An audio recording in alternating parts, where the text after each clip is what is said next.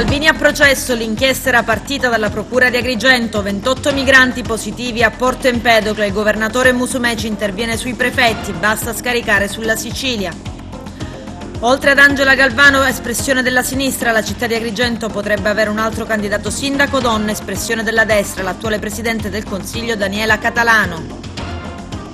Ad Eraclea riparte il teatro, l'iniziativa è alla Colimbetre in onore di Camilleri, presentato il nuovo libro di Renato Schembri. Il Giro d'Italia parte dalla Sicilia, acquisti e riconferme in casa Fortitudo.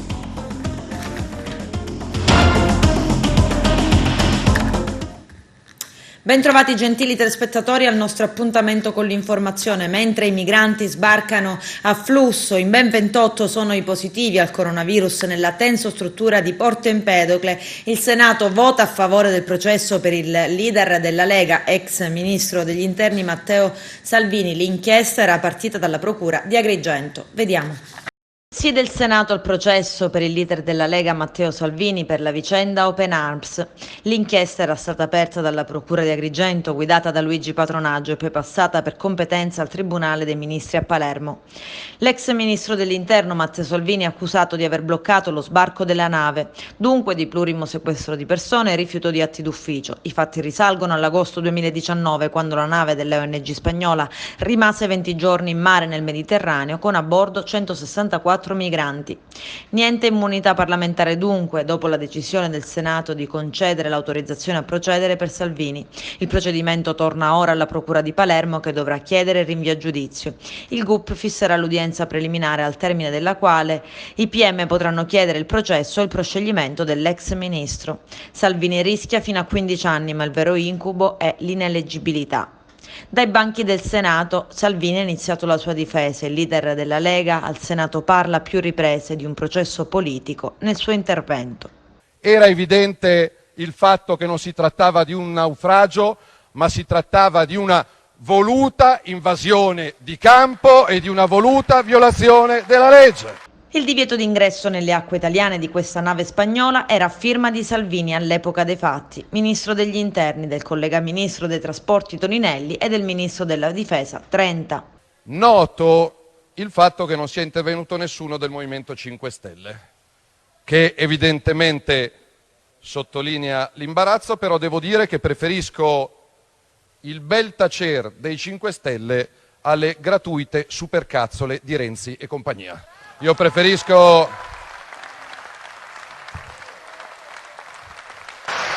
con tutto il rispetto per Ugo Tognazzi e amici miei, che sono più seri di qualche senatore presente in quest'Aula. La terminologia supercazzola forse è meglio tenerla da parte, ci sono dei sinonimi più appropriati a quest'Aula.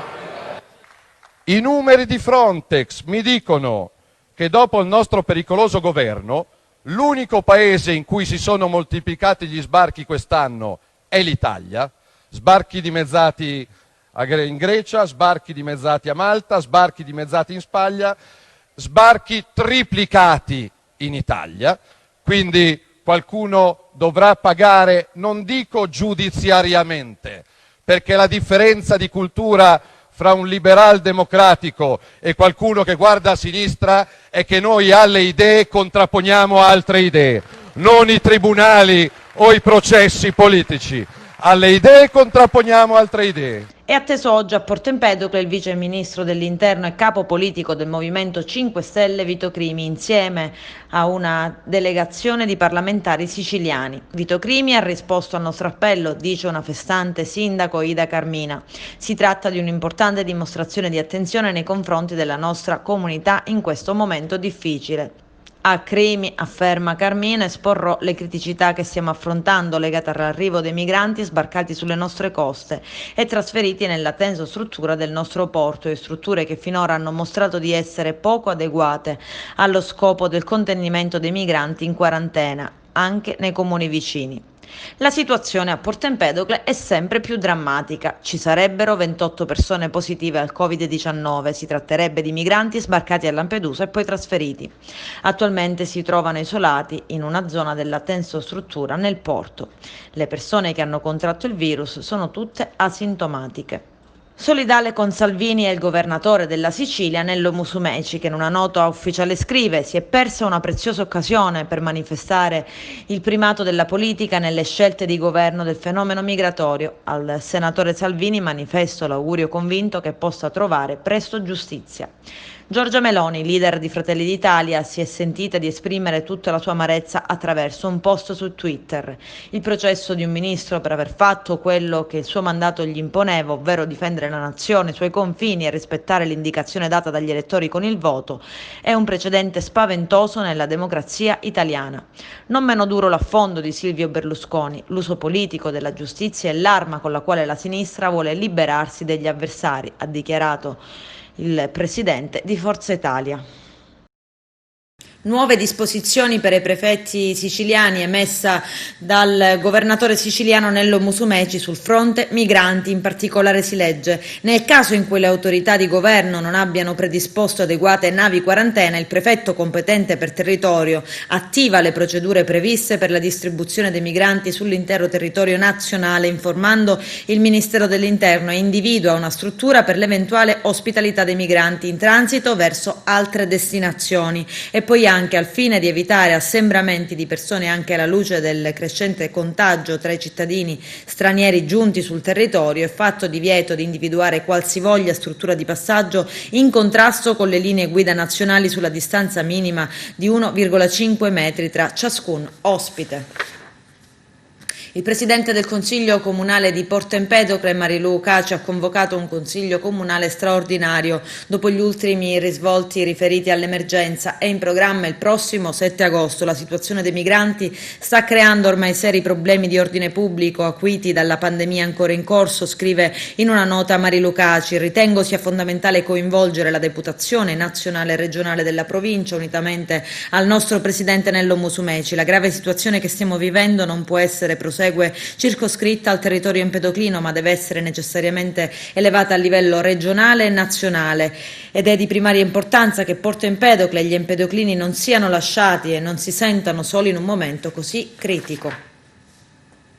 Un caso di Covid-19 a San Giovanni Gemini, ad annunciarlo sui social lo stesso comune montano. Si tratta, ricostruisce l'ente, di uno studente che, rientrando dalla Lombardia ed effettuando il test, ha scoperto la positività. La persona interessata è stata posta in isolamento obbligatorio e sono stati predisposti dall'ASP gli adempimenti sanitari previsti. Effettuate le prime verifiche, ci conforta il fatto che la persona interessata non ha avuto alcun contatto con nostri concittadini. Il sindaco Carmelo Panepinto si appella alla responsabilità dei cittadini, soprattutto quelli che sono stati fuori dalla provincia di Agrigento, nell'auspicio che si tratti di un caso che possa rimanere isolato. Si legge: chiedo a tutti un ulteriore sforzo comune, sebbene un peccato sciupare sacrifici sostenuti in questi mesi, durante i quali abbiamo rinunciato ai ritmi quotidiani della vita e sostenuto difficoltà economiche. Bollettino del 30 luglio 2020.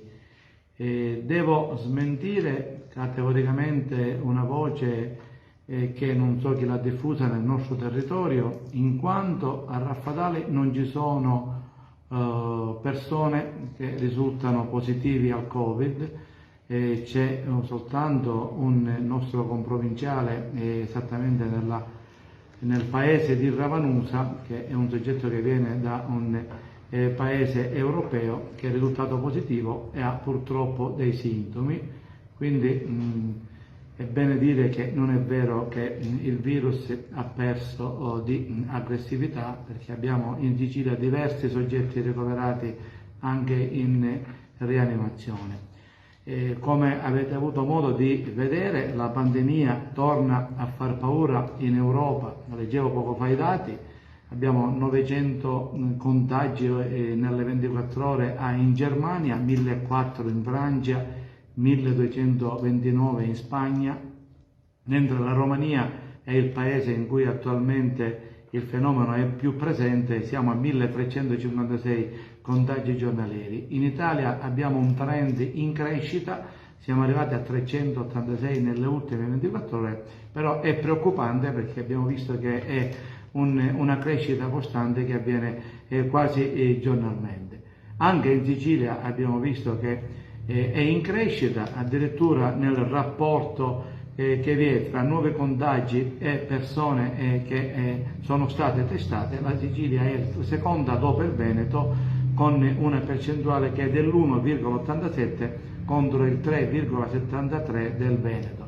Quindi, come vedete, ciò che avevo avuto modo di dire, che purtroppo se ci fosse un ritorno del contagio, il Mezzogiorno e quindi la Sicilia sicuramente sarebbe una delle regioni più colpite, visto la forte migrazione e molti nostri concittadini che vivono in tutte le altre parti d'Europa e che con il loro ritorno purtroppo possono portare o portano al nostro territorio nuovi ceppi del virus che possono essere più virulenti e che sommati tra di loro possono creare addirittura avere maggiore virulenza. Io ho emesso oggi una nuova ordinanza in cui, così come ribadito dal Ministero della Salute, tutti coloro che rientrano nel territorio comunale di Raffadali dalla Bulgaria o dalla Romania devono rimanere per 14 giorni in isolamento fiduciario e successivamente effettuare il tampone prima di mettersi nella società. Proprio oggi sono rientrati 2 cittadini dalla Romania, sono in isolamento fiduciario, hanno comunicato la sede e verranno controllati in maniera costante perché siamo ormai in un momento in cui dobbiamo fare di nuovo rete tra tutti i cittadini, dobbiamo tutti impegnarci, segnalare se vedete l'arrivo nel nostro territorio di soggetti che provengono da queste 2 aree geografiche, perché è necessario ora la collaborazione di tutti per difenderci da questa nuova aggressione del virus. Questa notte mi è arrivata una foto da parte di un nostro concittadino che ringrazio, di 3 immigrati fotografati in contrada Pietrarossa vicino al rifornimento Cacciatore. Però a questi nostri concittadini dico che per evitare di vanificare la loro segnalazione sarebbe opportuno pure segnalarlo immediatamente al 112 in modo da far arrivare subito le forze dell'ordine e controllare e verificare questi cittadini da dove provengono. L'appello di protesta dei pescatori: nessun aiuto per la crisi coronavirus. Ci sono le interviste. Come sta procedendo? Persone ce ne sono poche che comprano il pesce o hanno il timore di sto Covid. Poi il pesce in questo periodo è pure poco. Non abbiamo avuto nessun aiuto, almeno noi come pescatori d'Italia. Dimenticati, pescatori d'Italia dimenticati. Neanche in elenco INPS eravamo. Come siete riusciti a far fronte a questi mesi senza di guadagnare nulla? Miracolo. Abbiamo dovuto prendere fondi che avevamo conservati, perché se non avevamo qualche 1.000 euro messi da parte non potevamo andare avanti, perché i contributi si devono pagare. Anche che noi andavamo a mare, la maggior parte del pesce ce lo dovevamo portare a casa. Se noi dobbiamo fare un altro inverno in queste condizioni, come mettiamo la barca a terra e non andiamo più a lavorare perché le condizioni non ci sono. Poi le persone non scendevano, il pesce che pescavamo ce lo dovevamo portare l'80% a casa. Cosa spero? No, per noi niente, non cambierà niente. Ma che deve cambiare? Per noi è uguale, non cambierà niente per noi, perché il pescato è quello che è. Poi c'è tanta gente che vuole comprare il pesce, ma il pesce è poco, d'estate si sa. L'inquinamento acustico fa scomparire il pesce nelle nostre zone, specialmente che vai nelle zone di Scopalo, lì scompare, perché l'inquinamento acustico è terribile. E tante persone non lo sanno, ma purtroppo è così. Dobbiamo fare fronte al prossimo inverno, questo è il problema. Che non si sa come... appunto, non si sa come finirà, questo è il problema. Forse sembra essersi ripresa la situazione, però sempre con un punto interrogativo, perché viviamo ogni giorno con il dubbio che un indomani possa fermarsi tutto. Il mese di luglio è andato così così, non abbiamo i numeri dello scorso anno certamente, però ci accontentiamo. Agosto pensiamo che potrebbe essere come quello dello scorso anno. Speriamo che non succeda nulla per i motivi che ormai sappiamo già, dovuti al coronavirus. Le presenze sono in calo rispetto allo scorso anno? In calo certamente, soprattutto di persone che vengono dall'estero. Del nord di meno, ma qualcuno c'è, soprattutto regionali, gente insomma locale, quindi Catania, Ragusa, Siracusa, provincia Agrigento, Caltanissetta, Messina. La permanenza qui varia da 3 ai 7 giorni normalmente, poi c'è chi fa pure no, lunghe vacanze direi proprio di no. Raramente incontro qualcuno che dice sono qui per 10 giorni, mi è capitato un paio di volte e basta. E adesso l'intervento di 2 assessori del comune di Agrigento, parliamo di Gerlando Riolo e Nello Amel, vediamo. Assessore Riolo, al via i nuovi bandi, ecco praticamente cosa deve fare il cittadino? Sì, abbiamo già pubblicato l'avviso per la nuova distribuzione di fondi per quanto riguarda l'emergenza Covid. Sono fondi regionali e a questo avviso possono partecipare tutti coloro i quali hanno, sia che non hanno reddito, sia che hanno un piccolo reddito derivante anche da pensioni o da reddito di cittadinanza. Bisogna andare sul sito del comune vi è l'avviso ai beneficiari che rimanda ad una piattaforma che si chiama Social Bonus. Bisogna entrare in questa piattaforma Social Bonus, andare nella sezione documenti e vi è proprio l'avviso completo con tutte le modalità per poter fare la domanda e la domanda stessa che è editabile, cioè si può riempire, anzi si deve riempire online direttamente e poi stamparla, però questo ci consente di avere direttamente noi i dati del beneficiario, di chi richiede questi buoni, e quindi ci facilita di molto il lavoro. Fatto questo bisogna scaricare comunque la domanda già compilata, firmarla e mandarla per email all'indirizzo che c'è scritto su questa sezione, oppure in casi eccezionali portarla a mano al comune. Questo ci consentirà rapidamente di provvedere all'erogazione dei buoni, che verranno erogati sempre in modalità elettronica, per cui verrà inviato a chi non ce l'ha un codice PIN e si avrà la possibilità di spenderli nei supermercati che si convenzioneranno. Il beneficio di quant'è? Il beneficio è articolato, nel senso che ci sono dei termini che non abbiamo stabilito noi ma che ha stabilito la Regione, e va per una persona, 2 persone, insomma fino a 5 persone. C'è una cifra che è fissa, però a queste cifre ovviamente andranno detratte le somme che già si ricevono per altri benefici. Cioè se uno prende per esempio 300 euro di reddito di cittadinanza e la Regione dice che per quella composizione di nucleo familiare se ne possono prendere 400, ovviamente verrà erogato solo 100 euro. E così per tutti. Però è pur sempre un aiuto che è giusto dare, perché i fondi ci sono, per cui noi abbiamo tutto l'interesse a venire incontro alle esigenze delle persone. Alcune informazioni sulla situazione del sistema ecologico nella città di Agrigento. Comprendo tutte le perplessità, tutte le lamentele, tutti i disagi che la gente sta vivendo, ma voglio anche essere chiaro per far capire a tutti quanti come stanno le cose. E l'impegno che stiamo sviluppando, che purtroppo deve scontrarsi con i mezzi e le possibilità che abbiamo. Per quanto riguarda l'osservamento, si sta completando la via degli Imperatori, da tanto tempo trascurata, e alcune vie attraverse della stessa strada, dopodiché le squadre saranno distribuite. Una andrà a Monserrato, iniziando dallo spiazzale davanti alla chiesa, l'altra andrà a Fontanelle, partirà nelle strade che fino ad ora non sono state curate, cercando di completare nell'arco di una decina di giorni tutto il territorio. Altre squadre saranno distribuite nelle parti della città dove c'è l'esigenza, in particolare a Villaggio Mosè, le traverse via di Salvo e tutte le altre, la via Cavalieri Magazzeni, e poi ci saranno altre squadre che in qualche modo opereranno nel centro storico.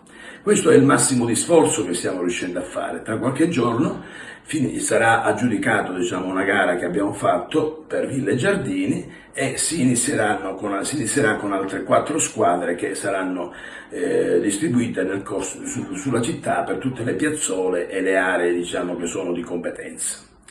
Per quanto riguarda il problema dello sversamento dei rifiuti per le strade, siamo in un periodo particolarmente difficile perché è estate, ci sono anche molte persone che vengono da fuori e non rispettano le regole, come non le rispettano le regole gli incivili, i nostri concittadini, per i quali non nutro nessuna stima e nessun apprezzamento e nessuna indulgenza. Per questo motivo noi abbiamo anche dato una direttiva alla Polizia Municipale per cui coloro i quali verranno sorpresi ad abbandonare rifiuti ingombranti con mezzi di trasporto avranno come sanzione non solo 600 euro di sanzione amministrativa, ma anche il sequestro del mezzo e la denuncia all'autorità giudiziaria. Sarà chiesto a loro formalmente, se non lo diranno, diciamo, sarà chiesto l'intervento proprio della magistratura di dichiarare qual è la famiglia, il soggetto che gli ha dato gli immobili da andare ad abbandonare, e anche loro saranno denunciati direttamente all'autorità giudiziaria. Non c'è più possibilità di indulgenza nei confronti di queste persone che stanno distruggendo il territorio della città. Noi oggi abbiamo delle grandi difficoltà per quanto riguarda gli ingombranti, perché hanno chiuso la discarica Catanzaro dove andavano a finire questi ingombranti lavorati e non abbiamo più dove andarli a mettere. Stiamo cercando di trovare dei punti di stoccaggio, ma è molto difficile. Oggi noi abbiamo un'ulteriore situazione di crisi per quanto riguarda le discariche dove andare a conferire i rifiuti. I rifiuti, per esempio, per quanto riguarda l'organico, andranno addirittura a Reggio Calabria e altri rifiuti saranno lavorati prima a Trapani e poi andranno a Lentini. Sono costi enormi che siamo riusciti a tamponare e ad evitare che facessero decollare la Tari a livelli insopportabili solo grazie ai risultati della raccolta differenziata, che sono stati risultati estremamente positivi. Dopo i rumors degli scorsi giorni arriva una parziale apertura della Lega e Fratelli d'Italia sulla candidatura a sindaco di Agrigento dell'attuale presidente del Consiglio Comunale Daniela Catalano. Nel dibattito stantio sulle candidature di Agrigento, capoluogo di una provincia maltrattata, ultima in tutte le classifiche nazionali, lontana anni luce dai tormentoni cavalcati solo durante le campagne elettorali, in primis turismo e beni culturali, dice in una nota all'europarlamentare commissario cittadino della Lega Annalisa Tardino, è molto positiva la disponibilità data da Daniela Catalano a candidarsi a sindaco, una persona per bene, avvocato, stimato, giovane politica che con senso del dovere e caparbietà ha fin qui rivestito un ruolo istituzionale tanto importante. La benedizione per la candidatura di Daniela Catalano arriva anche dal senatore Stefano Candiani. Ancora una rissa, l'ennesima, si è verificata dopo le 2 di notte lungo Viale delle Dune, all'uscita di un noto locale di San Leone d'Agrigento. Protagonisti della vicenda 2 gruppi di giovani, sconosciuti i motivi dell'alterco. Dalle parole si è passati in breve tempo ai fatti, con una scazzottata che si è consumata prima all'interno di un parcheggio per poi continuare lungo la strada principale. Le urla dei contendenti hanno messo in agitazione i numerosi residenti della zona che nel bel mezzo della notte sono stati svegliati dal trambusto, accorgendosi che forse la situazione sarebbe potuta degenerare. Immediatamente hanno chiamato le forze dell'ordine. In breve tempo 2 volanti della polizia si sono portate sul posto, individuando alcuni partecipanti della zuffa. La loro posizione è al vaglio. I poliziotti del commissariato di Canicattì, guidati dal dirigente Cesare Castelli, hanno eseguito il provvedimento emesso dal GIP del Tribunale di Agrigento, con il quale è stata disposta la sospensione del beneficiario del reddito di cittadinanza nei confronti di un 50enne del posto. Quest'ultimo risulta indagato per maltrattamenti in famiglia, detenzione abusiva di armi ed estorsione nei confronti della moglie, della sorella e della cognata. In precedenza l'indagato era stato oggetto di un provvedimento di divieto di avvicinamento alle persone offese. Gli arancini e le granite di Montalbano, una domenica alla Colimbetra, il ricordo di Andrea Camilleri. Vediamo. Presentata oggi l'iniziativa dell'evento della prima domenica di agosto alla Colimpetra con gli arancini e le granite di Montalbano in ricordo di Andrea Camilleri. La prima domenica di agosto viene dedicata appunto al ricordo dello scrittore Empedoclino e alla grande gioia di vivere che lo caratterizzava. Sarà il nostro grazie all'uomo che ha saputo far capire ai siciliani e a fare amare la bellezza della Sicilia in tutti i continenti. Illustrati numerosi contenuti della giornata e percorsi culturali ed enogastronomici previsti nel programma. Diciamo che il termine esatto è ripartenza. È ripartita la Valle dei Templi, il direttore del parco ha organizzato, come sappiamo, un festival jazz che ha già avuto un grande successo, gli amici dei festival hanno ripreso il loro cartellone che avevano annullato e anche Coppi Culture, che è, come sappiamo, un grosso operatore culturale nella Valle dei Templi, ha promosso una nuova offerta, delle nuove iniziative per i turisti. Quindi ci siamo rimessi in movimento. Ovviamente anche noi del Giardino della Colimpetra non potevamo mancare a questo impegno. Cosa abbiamo fatto? Intanto abbiamo offerto la bellezza del giardino per semplicemente incontrarsi e rivedersi e stare serenamente in un luogo di bellezza, insomma, lì con le serefai d'estate. Ma la grande novità di quest'anno sarà l'illuminazione notturna della Colimpetra, che inaugureremo sabato 1 agosto e durerà tutto il mese di agosto, sostanzialmente così come il parco illumina meravigliosamente, attirando migliaia di turisti ogni sera la Valle dei Templi. Anche noi lo faremo al Giardino della Colimpetra e lo faremo con l'energia pulita del sole, perché abbiamo sistemato un impianto di illuminazione che si alimenta con dei pannelli solari, che non è invasivo innanzitutto, quindi non offende i luoghi, ma soprattutto è pulito, è ecologico. Quindi questo è quello che proporremo ai nostri visitatori e accanto a questo ovviamente tutta una serie di iniziative, le serie fai d'estate, ma anche la prima domenica del mese, con i ricchi programmi e tutto quello che prevedono. Sì, approfittando della ripresa significativa del turismo e dell'apertura gratuita domenicale della Valle dei Templi, il Giardino della Colimpetra riprende uno dei suoi eventi più significativi che più hanno caratterizzato questo luogo straordinario, la prima domenica del mese, un momento legato alla congiunzione di eventi culturali ma anche di ristoro legato proprio alla bellezza del luogo.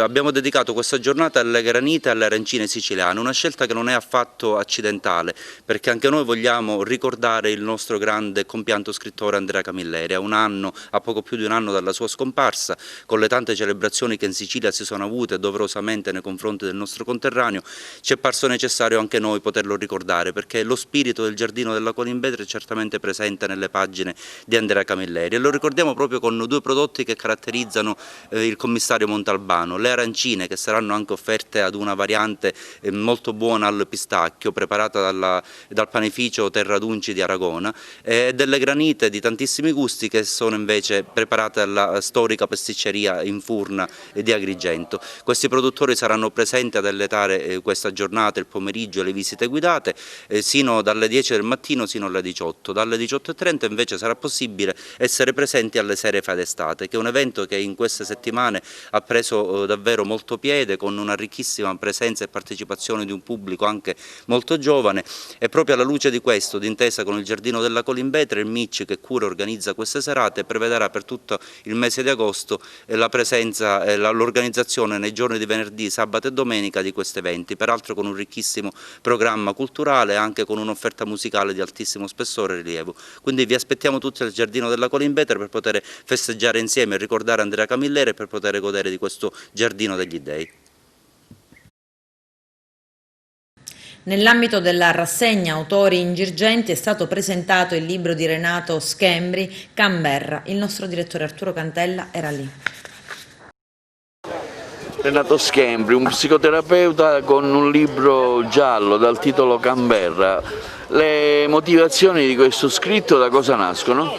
Allora, in Canberra ci sono due dimensioni di racconto. Da una parte la descrizione di una psicoterapia tra uno psichiatra che si dedica per la sua prima volta ad ascoltare le voci dell'anima del suo paziente e un paziente che ritiene che andando a Canberra risolverà tutti i problemi della sua vita.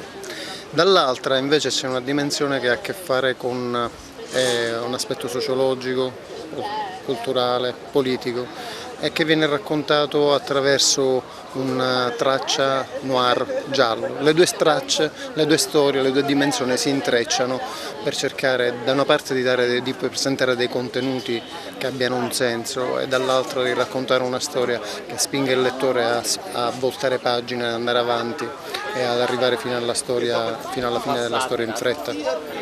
Quanto c'è di suo nel racconto, della sua esperienza, del suo lavoro che fa nel libro? Allora, il nucleo che spinge alla scrittura è un nucleo che ha a che fare con il nostro cuore antico e l'animale che ci portiamo dentro, la bestia che c'è nel cuore. Le rappresentazioni, i personaggi, le storie, le tracce invece sono completamente inventate, completamente. E se ci sono dei riferimenti alla storia italiana, questi sono legati a delle rappresentazioni invece completamente inventate, un po' come succede nel sogno, no? Ci sono degli elementi di realtà magari sperimentati il giorno prima, ma vengono drammatizzati in una maniera fantastica, con delle condensazioni, delle proiezioni, degli spostamenti. C'è una contemporaneità quindi?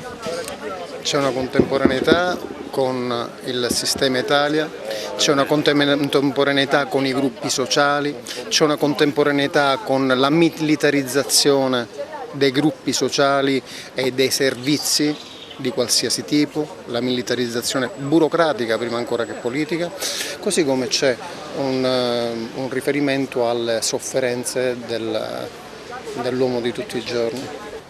Oggi alla presentazione di questo libro qui a Porto di Ponte di Renato Schembri, una sua riflessione in merito. Sì, un libro che nasce da una lunga gestazione di Renato Schembri, che ha già dato alle stampe numerose opere negli anni precedenti, ma che in questo caso raggiunge in qualche modo la summa del suo percorso espressivo, perché è un giallo nel quale si intersecano però numerose storie di taglio assai differente, un taglio più prettamente psicanalitico legato anche alla professione di Renato Schembri e un taglio invece più giornalistico con delle fortissime tinte gialle.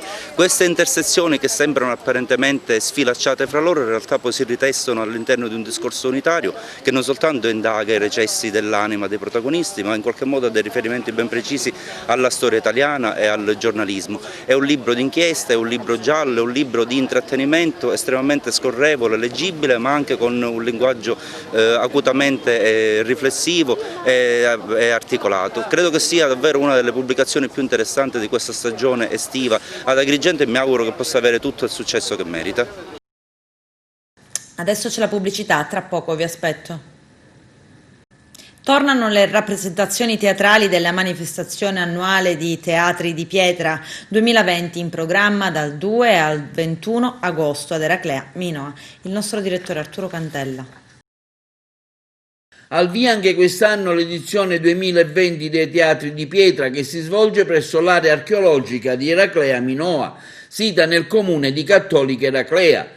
Il primo cittadino, Santo Borsellino, la sua giunta, l'amministrazione tutta vogliono ritornare alla normalità del pre-Covid e con tanti sacrifici e impegno corale hanno anche quest'anno deciso di non far mancare un appuntamento storico come quello dei Teatri di Pietra che vede in testa come organizzatore il bravo regista Aurelio Gatti e tutta la sua compagnia che lo segue fedelmente da anni in una rassegna che attraversa l'Italia intera con le sue rappresentazioni rigorosamente classiche.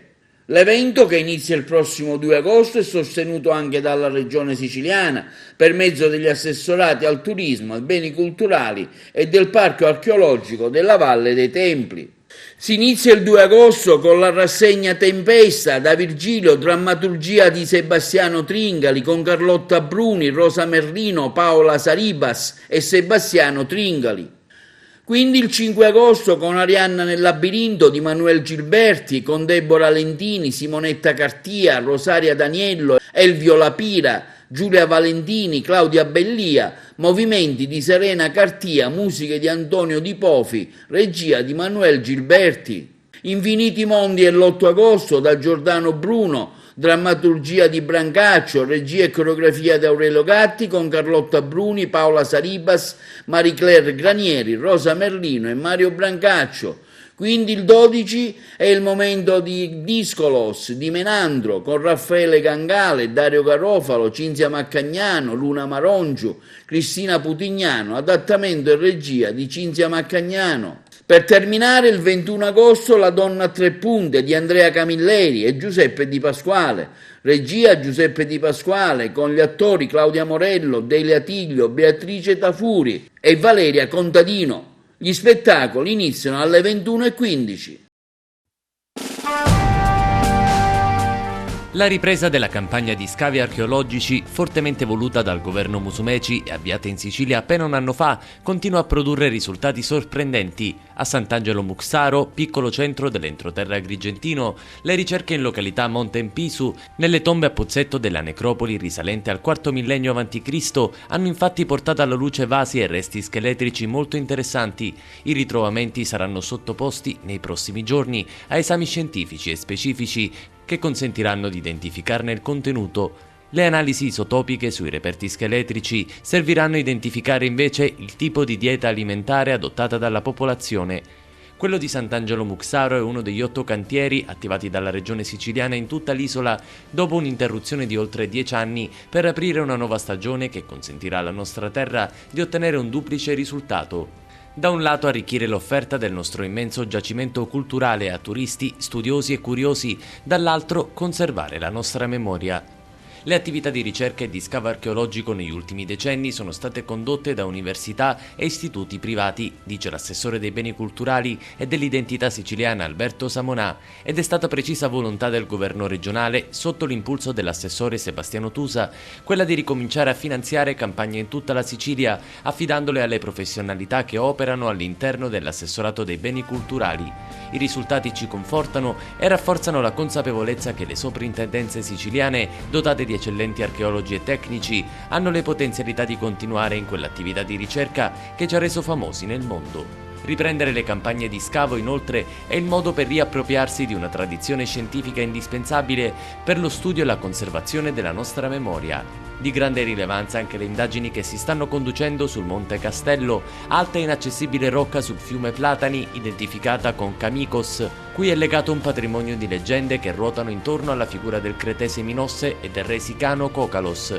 Un saggio in profondità, infatti, ha rivelato la presenza umana già 5.000 anni prima di Cristo, mostrando ceramiche a decoro dipinto, inciso, impresso e soprattutto reperti di ossidiana, di lipari e pantelleria che documentano già nel Neolitico rapporti commerciali ad ampio raggio. Quella di Monte Castello, infatti, si rivela una delle più importanti stratificazioni archeologiche mai documentate, che proprio in questo sito descrive un continuum interrotto dal V millennio a.C. fino ad età greca, romana e medievale. La regione siciliana ha finanziato in totale 8 cantieri nelle province di Palermo, Catania, Agrigento, Trapani, Enna, Ragusa e Messina. Le attività riguardano soprattutto quelle zone della Sicilia che fino ad ora hanno ricevuto minori attenzioni sia in termini di finanziamento per la ricerca sia per l'inclusione nei grandi circuiti.